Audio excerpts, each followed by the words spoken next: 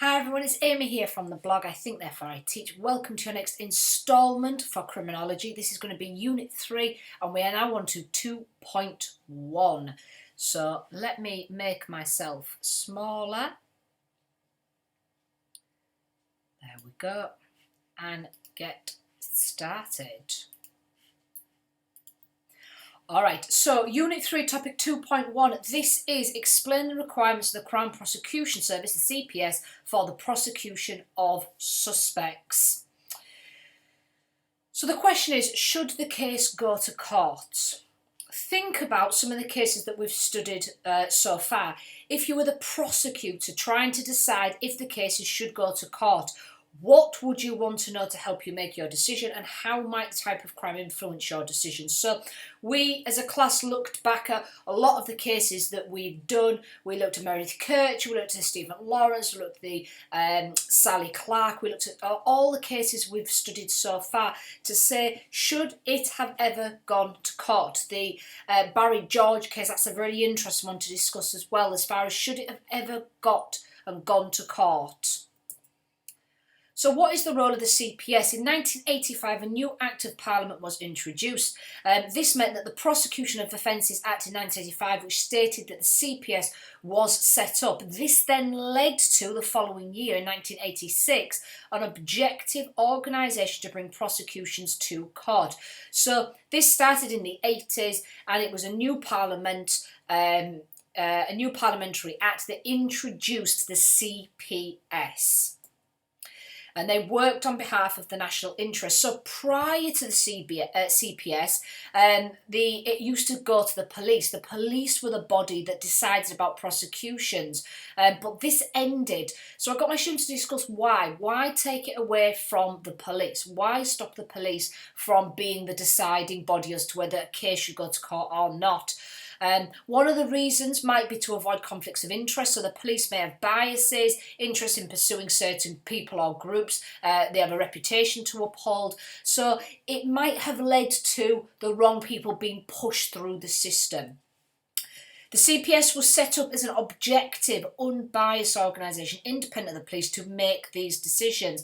Partly also to make best use of public money and the national interest. So police are the ones that go after the criminals and capture the criminals. So they're not really trained to then decide the legal matters behind it. So they were making decisions, sometimes sending people to court, and it then fell through because the evidence wasn't enough. They didn't have enough legal backing. They didn't have the right witnesses, or it didn't get through a jury. And so all of these things, because the police weren't trained properly, meant it cost a lot of public money in making these mistakes. So the CPS were a specific body trained and designed to decide and weigh up, is there enough evidence? Is there, are the witnesses valid and reliable? And so they were a specific team designed to decide, will this case be successful, and is it a good use of the public's money?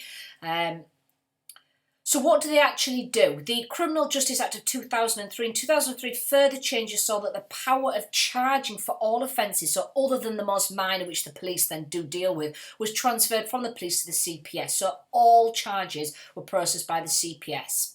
Police pass all information and evidence they have about the crime to the CPS. Sometimes the CPS let the police know what sorts of evidence to collect or look for, or the lines required to pursue. They decide what charges should be brought against a person. They also provide a 24-hour support for police. So if police have questions or things that they need support on or help on to do with the case, they can ring the CPS helpline, and the CPS can guide them down what they need to be able to convict this person successfully. The CPS is made up of solicitors and support staff, so the solicitors are actually trained, whereas the police never were fully in this department. The CPS make the decisions about whether it should go to court. Is there sufficient evidence and good chance of success? This helps save public funds by avoiding legal costs of failed prosecutions. They prepare and present cases in court, and then there's many videos on YouTube to do with the CPS, the processing, etc. So just Google a few and watch a few, because these will really help you understand it as well. One of the areas that you have to know and have to write about in your control assessment is the full code test. This creates fairness and consistency in prosecuting. The CPS uses two-stage tests to prosecute or not to prosecute. So that's the question. Do we prosecute? Do we push it through the courts or do we not prosecute? Is there not enough evidence as it stands? And so they do a test, the full code test, to see, is it going to be successful or not. And so this code is broken into two areas, evidential test and the public interest test. So the evidential test is exactly as it sounds on the tin. Is there enough evidence to realistically convict? The CPS must consider the defence case and how they would affect and how this would affect the prosecution. So this is really interesting. They're obviously going to prosecute this criminal or this individual, this suspect. And so they have to consider, what would the defence team could bring up against you? Have you got enough to be able to block their defences? Have you got enough to argue why your case should be successful? A realistic prospect of conviction is an objective test to see if the judge, jury, etc. would find the defendant guilty. So this is the full code test and the evidential test element of it, which is looks realistically at the prospect of, will this conviction go through?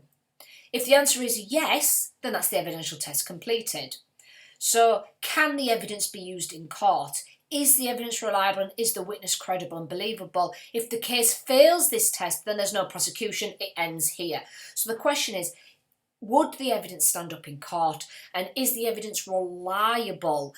Is there enough of it? Is the witnesses credible and believable? This is where the Damilola Taylor case falls down. This is why this is a really good case to use Damilola Taylor, because the witness should never ever have got to the stand. The witness that they used should never have got to the stand, and this should have been spotted by the CPS before it went to court. If it passes this test, then you're on to the next test. This is the public interest test. Is it in the public interest to prosecute? So you have to pass the first test, then you move on to the second test. This is not an exhaustive list. Some questions might not be relevant, or some might carry more weight than others, so it's just a guide to help you ask the right questions. There are more for guidance than anything else. So, for example, how serious is the offence? Do you need this person off the streets? What is the level of responsibility of the suspect? So how responsible were they for the crime that happened? How much harm was caused to the victim? And what was the impact that should be on the community? So again, these are all questions to do with public interest. Do we need this person off the streets? How much did they harm the other person? How much would it harm society or the community, the civilization, if they were put away versus not put away? So how serious is this offence? So these are just some of the questions that they might go through for guidance. If they pass both of these tests, then you move on to the threshold test.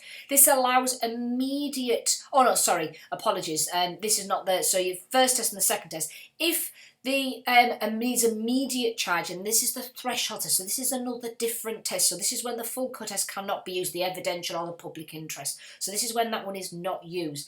It allows immediate charging decisions despite not all the evidence being available. This is, we need to get this person behind bars, basically. We don't have time to go through the full code test, the evidential and the public interest tests. It needs immediate charging. Reasonable suspicion rather than evidence. So you are suspicious that this person did it rather than having full evidence. This was definitely the case in Barry George. They did not have the evidence, but they suspected that he was the one.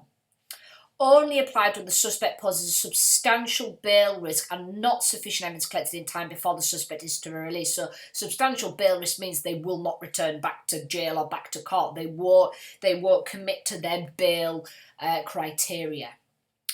The questions asked then is there reasonable suspicion that the suspect committed the crime? Is there reasonable grounds with continued investigation and evidence will be found? So this is, we haven't found it yet, but we're going to find it. So I got my students to research the two tests using the grid sheet questions just to add further detail. But if you watch the clips, etc. on YouTube and just do a bit further research, you'll have plenty there to get through, because it's only a small, short marker one is this topic. Remember, always put things in your own words as well.